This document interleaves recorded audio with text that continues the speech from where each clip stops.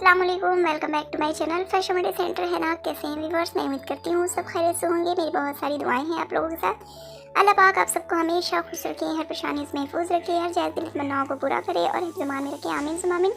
इसी के साथ मैं आप लोगों के साथ शेयर कर रही हूँ कुछ आउटफिट ड्रेसेस डिज़ाइन के साथ हिजाब है, तो आप लोगों को ज़रूर पसंद आएगा। कलर कॉम्बिनेशन है, मैचिंग ड्रेस के साथ भी है, तो प्लीज़ वीडियो को एंड तक ज़रूर देखिएगा।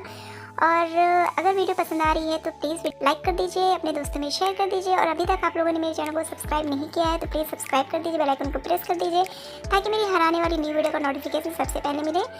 और कमेंट में भी राय का इज़हार ज़रूर किया कीजिए, हमें आपके कमेंट का बेहद इंतज़ार रहता है। तो नेक्स्ट वीडियो में फिर मिलेंगे, तब तक के लिए अपनी फैमिली का ख्याल रखिए। अल्लाह हाफिज़।